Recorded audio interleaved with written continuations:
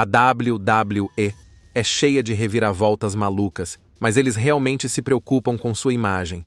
Sim, nem todos os momentos loucos são divulgados.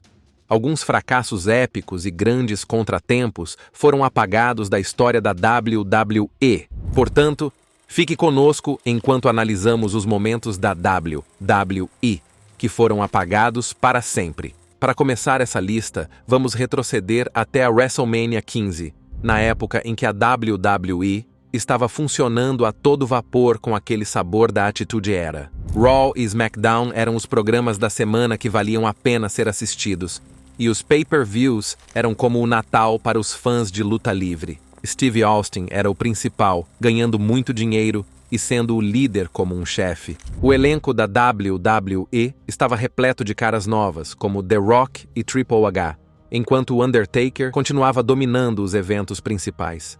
Bret Hart foi para a WCW, Shawn Michaels teve que pendurar as chuteiras devido a uma lesão e Vince McMahon saiu de trás do microfone para causar problemas como o maior vilão. A WWE estava vencendo a guerra contra a WCW, mas ainda não tinha fechado o acordo. O primeiro de uma trilogia de combates entre The Rock e Steve Austin teve início na WrestleMania 15, e a Cascavel fez uma entrada que ficou gravada nos livros de história da WWE, e por todos os motivos certos ou talvez errados. Os locutores desse evento foram Michael Cole e Jerry Lawler. Cole assumiu o lugar de Jim Ross temporariamente, pois JR estava lutando contra a paralisia de Bell. Mas ele retornou mais tarde no show e se tornou o principal locutor por muitos anos. Foi uma luta intensa, com Rock e Austin indo e voltando, tentando acertar seus golpes característicos. Mas foi Stone Cold que finalmente surpreendeu The Great One com um stunner, mantendo o WWF Championship em uma reviravolta de cair o queixo. No entanto, no início da noite, Michael Cole acidentalmente estragou esse resultado, então não foi realmente uma surpresa. Cole ainda estava pegando o jeito das coisas na mesa de comentários. Apesar de seu nervosismo às vezes aparecer, ele conseguiu se manter firme e fazer um bom trabalho. Deu uma folga para o cara. Ele estava em uma situação difícil e cometeu um deslize. Isso acontece com os melhores de nós. Michael Cole deixou escapar um pouco demais durante a entrada do Big Boss Man, dando a entender o resultado do evento principal. É claro que ele não disse quem venceria, mas deixou escapar uma pista importante. A WWE não se arriscou e agora, a única maneira de você perceber esse erro é desenterrando a fita original da transmissão ao vivo, pois a linha de comentários foi cortada no Anthology e a entrada do Bossman foi cortada no lançamento original do DVD do Mania 15. Passando para outro momento que você nunca mais veria na WWE, temos a entrada do Godfather na WrestleMania 2000. Em 2000, a WWE estava ganhando tanto dinheiro que nem sabia o que fazer com ele, e a WrestleMania mostrou esse dilema desde o início com algumas entradas luxuosas. ACT se juntou a The Godfather e D'Lo Brown, enquanto eles se dirigiam ao ringue para enfrentar The Big Boss Man e Bull Buchanan, recitando sem graça sua própria versão da letra da música tema dos Babyfaces. Essa foi apenas uma das 10 faixas apresentadas em WWF Aggression, uma mistura única de WWE e hip-hop que, surpreendentemente, vendeu 500 mil cópias na época desse evento. Para ser justo, com uma jogada tão flagrante para ganhar dinheiro, provavelmente foi mais fácil de vender do que a partida maçante, confusa e, em última análise, sem sentido. E, infelizmente, mais combates como esse estavam por vir. Ice-T soltou um rap enquanto acompanhava The Godfather e D'Lo Brown até o ringue, que também entraram com algumas mulheres. A entrada especial de The Godfather na WrestleMania 16 com seu parceiro D'Lo Brown foi assim: Pimpin' ain't easy, man. Grab your bitches. Não vou mentir, foi muito louco, mas devido a problemas de licenciamento e direitos, a WWE editou essa entrada especial fora da rede WWE. Mudando a marcha para algo um pouco mais recente, a WrestleMania 37 poderia facilmente ter sido apelidada de Rainmania 37, com todas as preocupações sobre tempestades em um estádio aberto. A WWE teve que pensar com os pés no chão e contar com promos improvisadas para manter o show em andamento depois que Vince McMahon começou dando as boas-vindas aos fãs, cercado pela equipe no palco. Os fãs da WWE devem se lembrar da cena caótica durante a primeira hora da WrestleMania 37 Night 1, quando uma tempestade atingiu Tampa.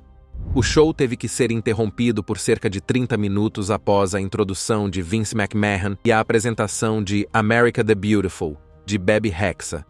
Para manter o público envolvido, a WWE foi para os bastidores, onde vários lutadores fizeram promos sem roteiro.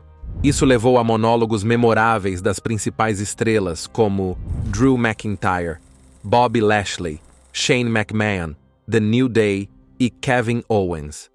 Por alguma razão, a WWE misteriosamente apagou todo o atraso climático do carregamento do Night One na WWE Network. Apesar da interrupção, o show foi retomado sem problemas depois. Felizmente, o Night 2 não enfrentou nenhum problema climático, apesar da chuva forte que caiu no início do dia em Tampa. No entanto, essa não foi a única coisa que foi apagada da história da WWE na WrestleMania 37.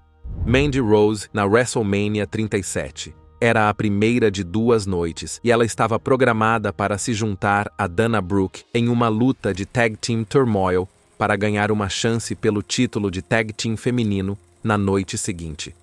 Um dos destaques, ou pontos baixos, foi quando Mandy Rose sofreu talvez o momento mais embaraçoso de sua carreira na WWE. Era a primeira noite, e ela estava pronta para se juntar a Dana Brooke para uma chance pelo título de equipe feminina na segunda noite.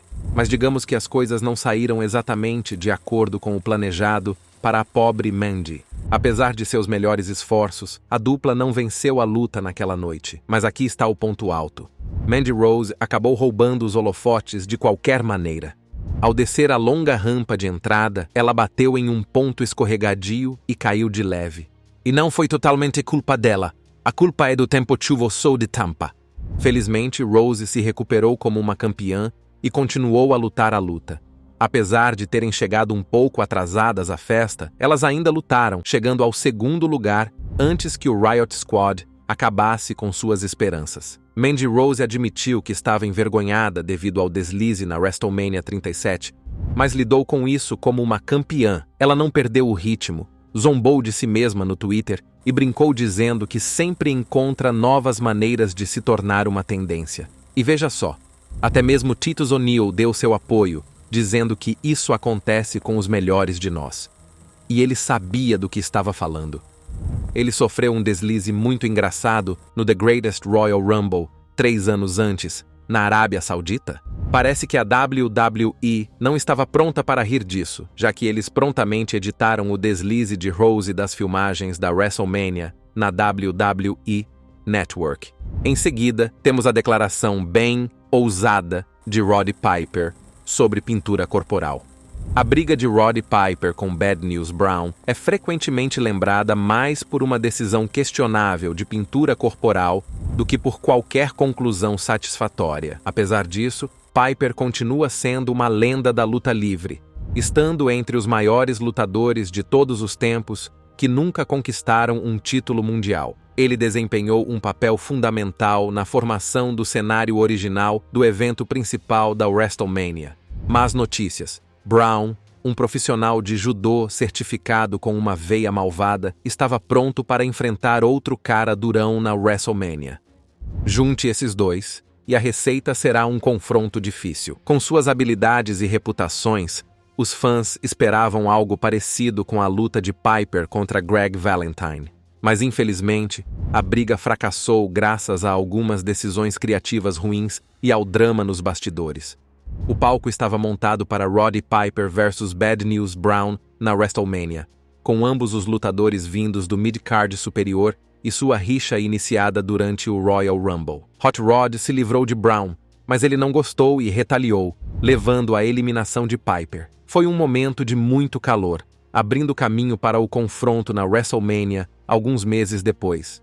A WWE costuma criar grandes rivalidades a partir das lutas do Royal Rumble, e essa, entre Piper e Brown, não foi exceção. O estilo prático de Brown se adequava a ângulos de luta simples, e suas vitórias anteriores o tornaram uma ameaça bastante confiável. Se Piper não o tivesse jogado fora, Brown poderia ter ido até o fim, especialmente considerando sua vitória na Battle Royal da WrestleMania há alguns anos. A WWE sempre teve dificuldades em lidar com a dinâmica racial, e o retrato de Roddy Piper contra Bad News Brown na WrestleMania 6 se destaca como um ponto particularmente baixo. Hot Rod pintou metade de seu corpo de preto, supostamente para simbolizar a harmonia racial, dando a entender que Piper, apesar de ser branco, apoiava todas as raças. Essa tentativa de simbolismo visual foi um desastre completo. A imagem foi ficando cada vez pior, e muitos pensaram que Piper estava se apresentando com uma cara de negro, fazendo com que seu visual para o programa parecesse ignorante, se não totalmente ofensivo. A decisão da Peacock de remover a luta de sua transmissão da WrestleMania 6 provavelmente foi influenciada pela natureza controversa da aparência de Piper, além de ter sido uma das lutas mais chatas de todos os tempos, pois terminou com uma contagem dupla. Tudo o que realmente lembramos é o fiasco da tinta de Piper, que se transformou em um hilário contratempo de viagem porque ele não conseguia limpá-la. Piper foi rápido em rejeitar qualquer alegação de racismo, mas ainda é decepcionante que dois pesos pesados com nomes tão grandes não tenham conseguido realizar uma série de combates épicos sobre os quais os fãs falariam por muito tempo.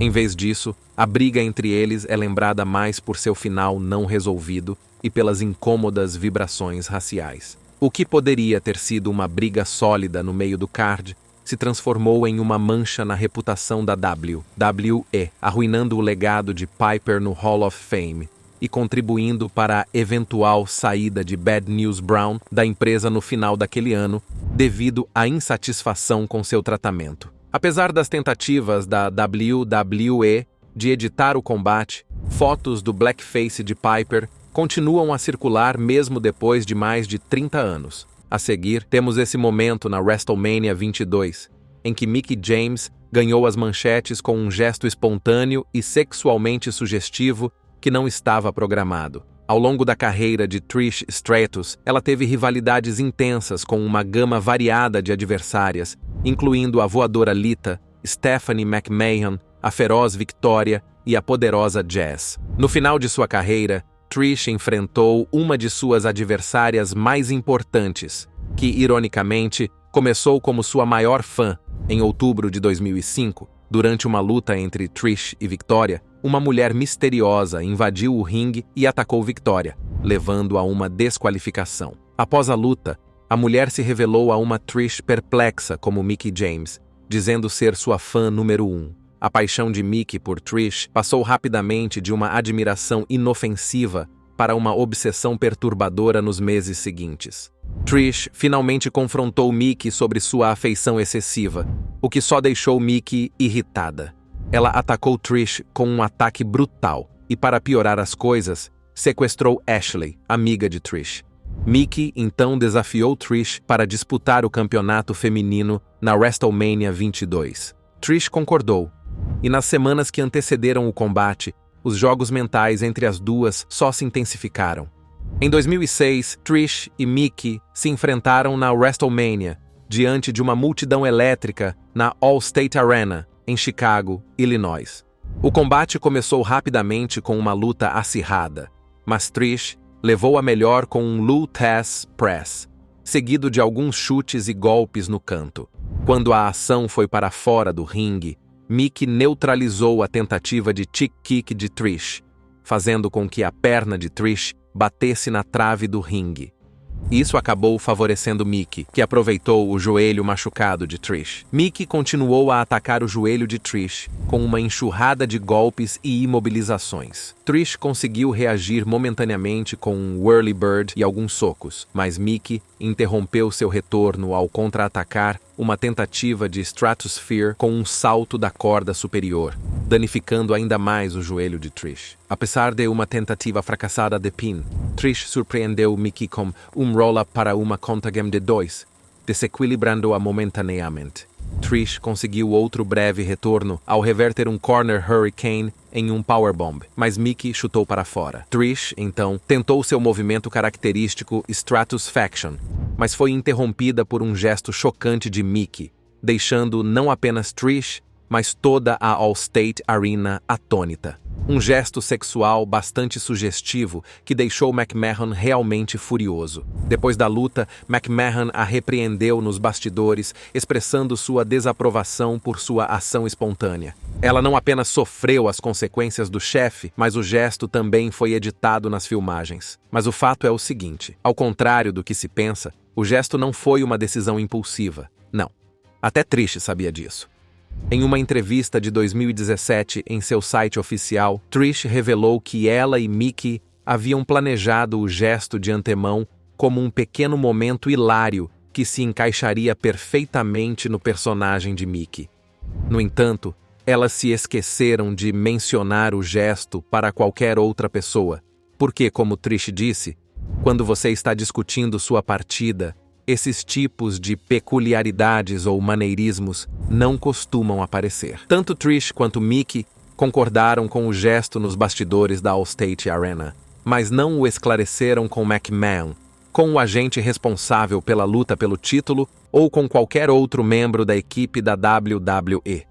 Para ser justo, é bastante compreensível que a WWE tenha apagado isso, mas o próximo lutador foi completamente apagado da WWE. Estamos falando completamente. Chris Benoit costumava ser um grande nome na WWE até 2007, quando fez algo tão terrível que a WWE basicamente o apagou de sua história. Benoit começou na luta livre ainda jovem, com apenas 18 anos, na Stampede Wrestling, sob a direção de Stu Hart. Ele teve alguns trabalhos breves na WCW e na ECW, mas foi quando voltou para a WCW, em 1995, que realmente começou a brilhar como um dos principais nomes do setor. No verão de 2007, Benoit ainda era um grande nome na WWE.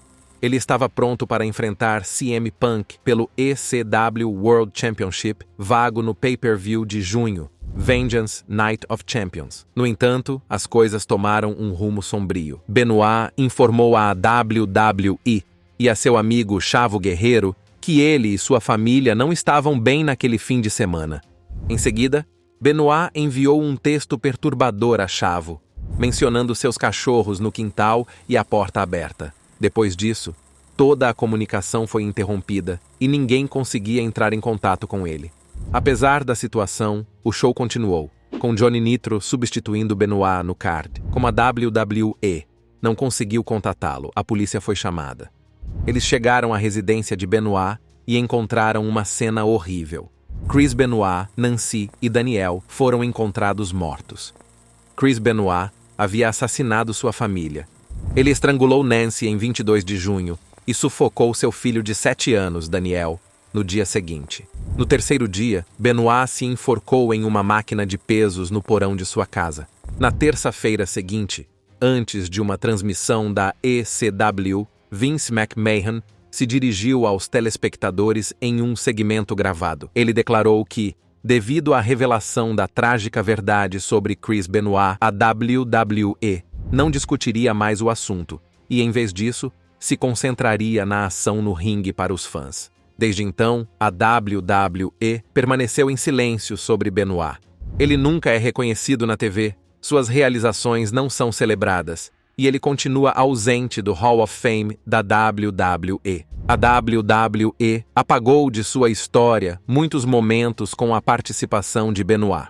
Por exemplo, quando lançaram uma série de vídeos de 60 segundos sobre a WrestleMania em seu canal no YouTube, eles convenientemente ignoraram suas lutas. Além disso, embora a WWE tenha galerias de fotos de todas as WrestleMania, eles convenientemente deixam de fora todas as fotos das lutas de Benoit, mesmo quando ele estava no evento principal, como na WrestleMania 20. Em 2014, a WWE lançou um DVD destacando todas as lutas de Shawn Michaels na WrestleMania, convenientemente deixando de fora a que ele teve com Chris Benoit. Além disso, a WWE usou uma foto promocional com Edge e Chris com seus títulos mundiais, mas Chris foi literalmente apagado da foto. Isso mostra como a WWE leva a sério sua imagem. Muito a sério, considerando o que aconteceu na WrestleMania 23. Contou com uma programação repleta de estrelas e uma das mais intensas apresentações da história da WWE. E o card estava repleto de superestrelas queridas do início ao fim. Estrelas como The Undertaker estão lutando contra Batista pelo The Big Gold. Shawn Michaels está enfrentando John Cena pelo WWE Championship e há a tão esperada Battle of the Billionaires. Antes da WrestleMania 23, o plano inicial era que John Cena enfrentasse Triple H, mas uma lesão no tríceps forçou uma mudança nos planos, preparando o terreno para que Cena enfrentasse Shawn Michaels. De acordo com Michaels, esse foi um momento crucial para Cena, marcando sua ascensão como o futuro portador da tocha da WWE. Apesar do contratempo inicial, a expectativa era grande para um emocionante confronto no evento principal entre dois ícones da luta livre. O que poderia dar errado? Enquanto Shawn Michaels, John Cena e o árbitro Mike Chioda se preparavam para o evento principal no ringue, um fã estava à espreita, pronto para fazer sua própria estreia na WrestleMania. Então, quando a câmera mudou para o plano mais difícil, ele correu para baixo das cordas e tirou a camisa. Em um piscar de olhos, os seguranças entraram em ação, perseguindo o corredor enquanto a câmera mudava rapidamente de foco. A equipe de produção evitou habilmente mostrar as travessuras do fã e manteve o foco nos superastros no ringue. John Cena e os locutores mantiveram a calma, tentando minimizar o incidente, embora os observadores pudessem perceber a comoção. Não é possível encontrar detalhes sobre o incidente, pois tanto a equipe de produção quanto os locutores optaram por não reconhecê-lo durante a transmissão ao vivo. Além disso, o incidente foi totalmente apagado da versão Peacock da WrestleMania 23. De qualquer forma, os fãs costumam elogiar a WrestleMania 17 de 2001, chamando-a de a melhor WrestleMania e o melhor evento pay-per-view da WWE de todos os tempos. Esse evento fez história de várias maneiras, principalmente por ter sido realizado no Reliant Astrodome de Houston, um local com um domo enorme. Ele também estabeleceu uma nova referência para o sucesso da WWE, com um recorde de 0,4 milhões de compras de PPV somente no Zepara e no Canadá. E isso sem contar as compras globais, que provavelmente teriam acrescentado centenas de milhares a mais à contagem. Foram necessários 6 anos para que outro evento superasse esses números, mas isso foi quando começaram a incluir números não norte-americanos na contagem. O destaque desse evento, porém, foi a luta entre Eddie Guerreiro e Test. Test dominou a parte inicial da luta, usando seu tamanho a seu favor, com grandes body slams, um pump handle powerbomb e até mesmo Snake Eyes. No entanto, sua sorte mudou quando ele tentou atacar Guerreiro, que estava atordoado, mas Guerreiro saiu do caminho, fazendo com que Test caísse para o lado de fora. Infelizmente, o pé de Test ficou preso nas cordas, deixando-o pendurado de forma desajeitada. Ed teve que dar uma mão para ajudá-lo a sair, mas, no processo, Ed caiu no chão. Embora Ed tenha ficado bem, a WWE optou por remover o momento de erro da transmissão quando o show foi ao ar. Você provavelmente já ouviu falar de Último Dragon, e se não ouviu, isso não é surpreendente, considerando que a carreira dele na WWE foi bem curta. Durante a era das Monday Night Wars, Último Dragon foi um destaque na divisão Cruiserweight da WCW, chamando a atenção de muitos fãs. Conhecido por criar o icônico Asai Moonsault, em homenagem ao seu nome verdadeiro, Yoshihiro Asai, ele foi um dos primeiros lutadores japoneses a misturar os estilos do Japão e da luta livre do México.